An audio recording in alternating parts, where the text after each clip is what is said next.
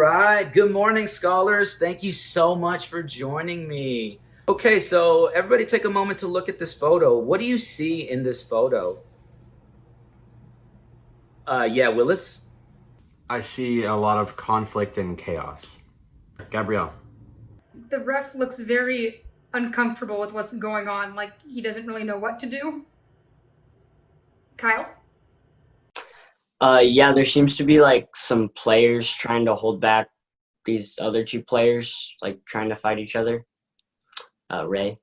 It looks really chaotic, and I think like the security are trying to stop them from like fighting each other and playing, I guess. I want us to take a moment and think about this question.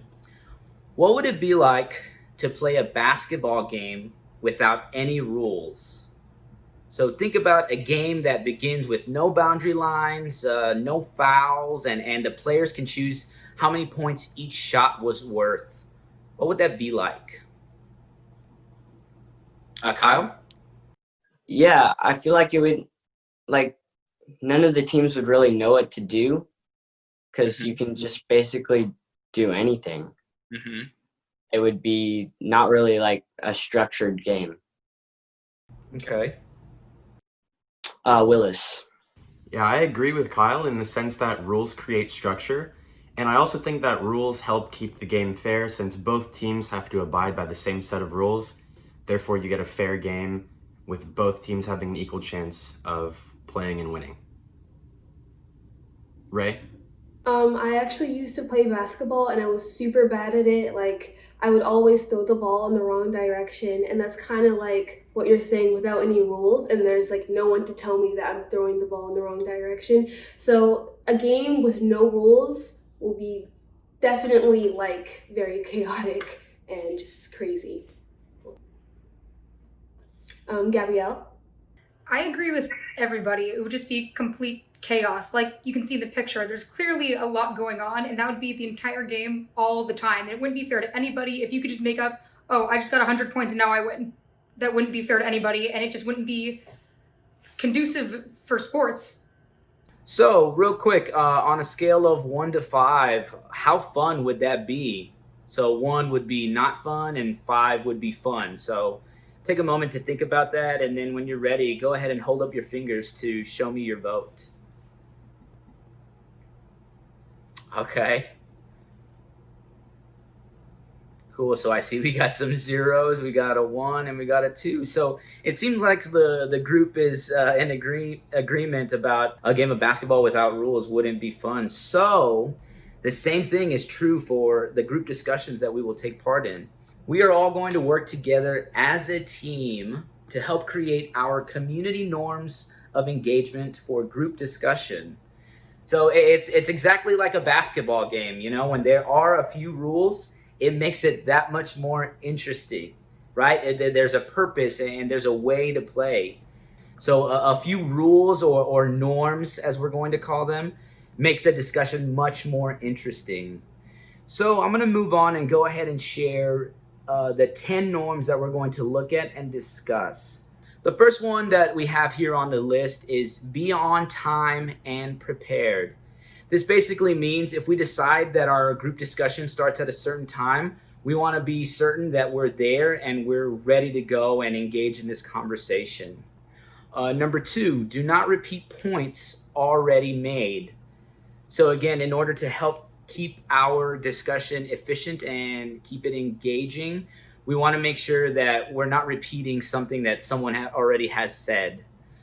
Number 3, provide evidence and reasoning.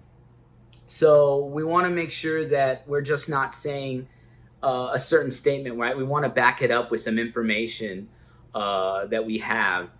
Number 4, listen with an open mind and consider new evidence. This is a powerful thing for us to do, right? It's good to hear everyone's opinion. So making sure that we're approaching this with an open mind will be really helpful for these discussions. Number 5, listen carefully and do not interrupt, right? It can be a little scary to share your opinion. So we want to make sure that we're being respectful to your fellow peers when they're sharing what they think. Number 6, use the rule of 3. Don't talk again until three others have spoken. Number 7, be concise. Number 8, start by saying, I agree or I disagree. Some of you all are already doing that, especially when we had that conversation earlier. Number 9, do not distract. Again, we want to make sure that we're being respectful as we're sharing everything that we're saying in this group discussion. And number 10, take a stand. Don't be in the middle. Okay, so this one, we want to make sure that if you agree with someone, you agree with someone, or if you disagree with someone, you disagree with someone. We kind of don't want to stay in that middle ground.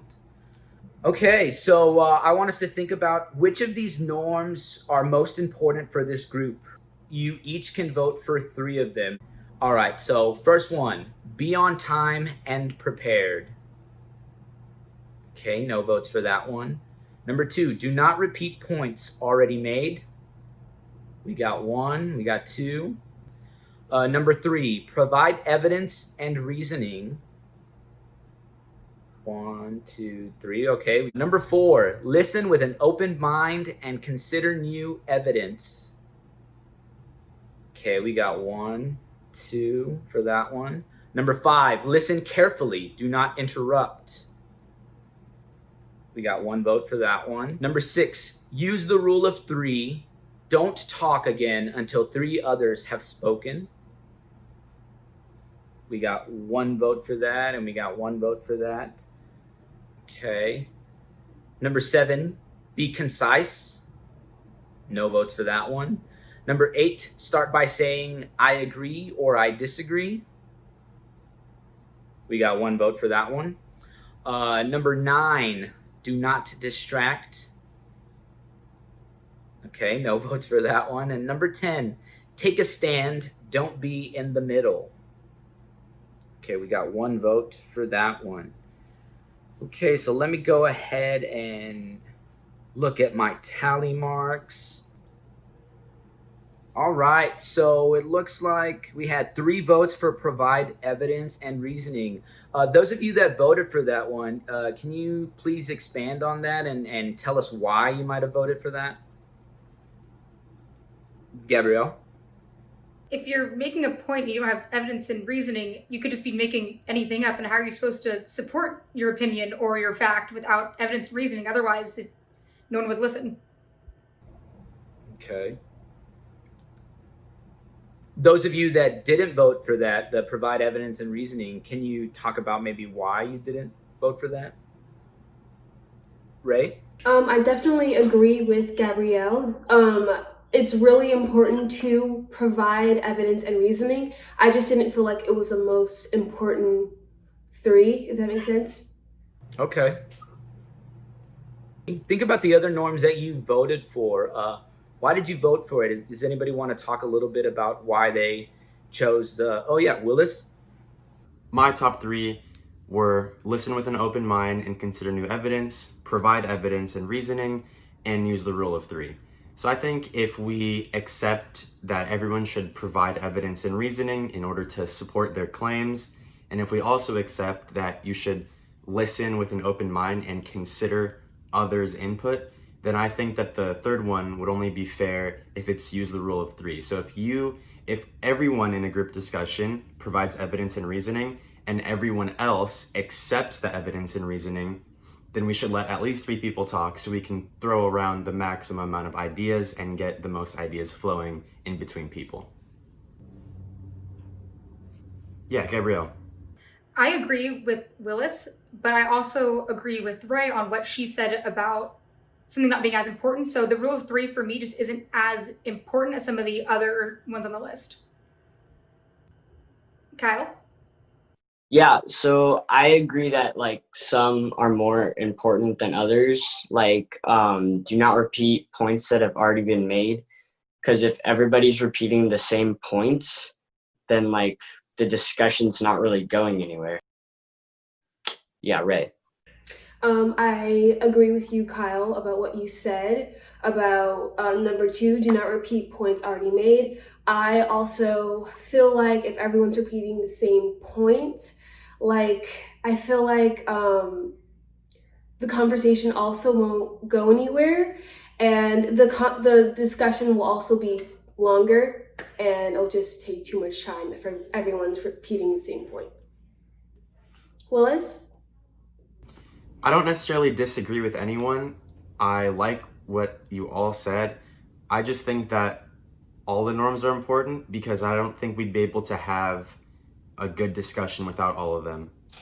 I think we all think that others are more important than others, but generally I think that they're all traits of a good group discussion. So yeah, and looking at the list that we have and the tallies that I marked for each one, which norm do we feel are missing from the list? Kyle? Yeah, maybe like have a good attitude, because it's kind of like bad when you're in a group conversation and like, I don't know, somebody's just not really like, yeah, having like a good attitude towards the discussion. Maybe they're just like sad that they're not really having a lot to offer to the conversation or something. Gabrielle. I think also paying attention should be on there, because if you're not listening to anyone and you're just, off in space thinking about something else, then you're not really participating fully. Okay, so we added those two that you suggested to our list. Bring a good attitude and pay attention. So now, does anyone have any last final say as to one of these norms that we have that we could eliminate? Because we are going to have to narrow this down to 7 of them. So does anyone want to make one final statement as to which one they feel like we can easily eliminate from this list? Willis?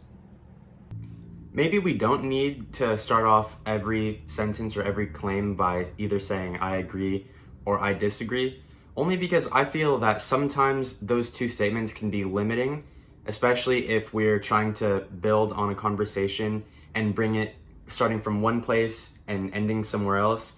If we're only arguing or communicating to agree or disagree, I feel that that might be limiting sometimes. Kyle. Yeah, probably be concise, because like sometimes you don't just want to say like a straightforward point. You want to expand on it a little bit more. And like Willis said, that one is also kind of limiting in a group discussion. I think also, I mean, I'm agreeing, even though I'm saying I think I agree with Willis by saying we should get rid of saying I agree or disagree. Why? Just because I feel like that's not as important as some other ones where you can continue on by saying that's interesting, but I think, or just phrasing it differently where you don't have to frame it in such a box. Right? Since I have to choose another one, I think I would choose bring a good attitude, but I still feel like that's important. So I just feel like that's not as important as others. As long as you're listening and paying attention and adding more information to the discussion, then yeah, I think we should maybe get rid of bring a good attitude. Thank you all so much for your thoughtful responses. We're going to move forward and we're going to have our final vote for these community norms for our group discussions. So again, everyone can vote 3 times, and we're going to go through these lists, and I want you to raise your hand for each vote, okay? So here we go. Provide evidence and reasoning. 4 votes. Do not repeat points already made. No votes. Listen with an open mind and consider new evidence. 4 votes. Use the rule of 3. Don't talk again until 3 others have spoken. 1 vote. Take a stand. Don't be in the middle. 1 vote. Listen carefully. Do not interrupt. 1 vote. Start by saying I agree or I disagree. 0 votes. Be on time and prepared. 0 votes. Be concise. 0 votes. Do not distract. 0 vote. 1 vote. Bring a good attitude. 0 votes. Pay attention. 0 votes. Okay, so I finished tallying up all the votes, and now I will share my screen so you can see our 7 community norms of group discussion. Well, good job, everyone. Thank you so much for working together as a team and for co-creating norms together with me. I'll go ahead and post these on the wall, and I'll also put them in Google Classroom. And then every time that we have a group discussion, whether it's in person or on Zoom, we're going to go ahead and take a moment to revisit each norm, just so that we remember them. But I can already tell from this list that we're going to have some amazing group discussions this session together. So again, thank you all so much, and I hope you have a great rest of your day. Thank you. Thank you. Bye. Bye. Thank you. All right, thanks y'all. Bye.